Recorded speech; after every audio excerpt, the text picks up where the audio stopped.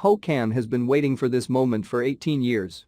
Deep in the Vietnamese jungle, he feels the strange wind that he has been searching for at last. He hears the sound of water in the distance and knows that he has finally found his way. Accompanied by a team of British cavers, Can descends into the unknown. Together, they uncover an incredible secret that will change what we know about the world. Almost 2 decades before, though, Vietnamese farmer Can had found himself on the brink of the same epic discovery. Indeed, while exploring the jungle near his home, he found something he believed that no one else on Earth had seen before. The year was 1991, and Can was searching for firewood near Phong Nha Bang National Park in Quang Binh Province, Vietnam. He ventured further into the jungle, hoping to find some valuable aloe to earn money for his family.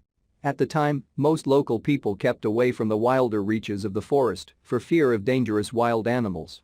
In fact, wide swathes of the national park remained totally unexplored. Can wandered through the uncharted jungle for 12 miles without any sign of his precious aloe. So, as ominous clouds gathered overhead, he decided to seek a place to wait out the storm. It was then that he first caught wind of his incredible discovery. He felt a breeze blowing at his back and heard the sound of running water somewhere nearby. Upon closer investigation, Can realized that he had stumbled upon the location of a massive cave. Although he was familiar with the geography of the region, which boasts some 300 caves, he instantly felt that this was something special. This one was so different and seemed to be untouched by man, he told local news site Vietnamnet.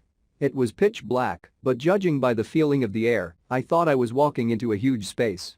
The strong wind blowing felt like something from the underworld. Without the proper equipment, Can was unable to explore any further beyond the entrance.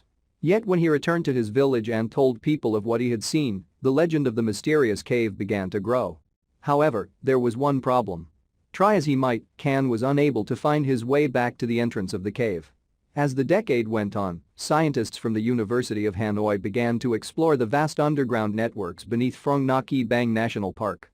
Although they covered miles of grottos and caves, none of them ever found what Can had stumbled on that day. Can, meanwhile, had returned to life as a farmer.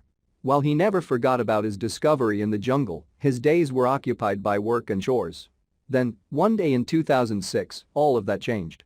Howard Limbert, head of the British Cave Research Association, was visiting the region with a team of cavers, hoping to uncover new caves. They had heard the story about Can's discovery, and they sought him out to learn more. Can agreed to lead the explorers on an expedition, which proved a resounding success. All in all, they located 11 new caves, including one that they named after Can's daughter, Tai Hoa. But the one cave that he longed to find eluded him still. Limbert and Can led several more expeditions into the jungle before the team finally returned to Britain, still without finding Can's mystery cave. But their visit had rekindled his passion, and he once again took to exploring the jungle alone. Finally, one morning in 2009, Can struck gold. Just as he had 18 years before, he found himself standing by a familiar boulder. He felt the unmistakable sensation of wind howling through the trees, and he heard the rush of water somewhere close by. "I knew I'd found the cave at long last," he said. "I can't describe my feelings at the time, I was so overjoyed. And it's easy to see why." Limbert and his team swiftly returned to Vietnam, while Can prepared to lead them back to his discovery. On April 14, 2009, they finally found the cave that Can had wandered into all those years ago, and they were in for a surprise. Stretching for a length of nearly 6 miles and reaching a height of almost 500 feet, parts of the cave are so large that they could house an entire city block, complete with 40-story skyscrapers. Indeed, it's so big that it boasts its own microclimate, and its own jungle grows in places where the roof has caved in. In fact, Can's cave named Hang Son Doong was quite the discovery. Later that year, it overtook Malaysia's Deer Cave in the record books to be christened the largest cave in the world. For Can, it was a welcome confirmation that he really had discovered something wondrous in the jungle all those years ago.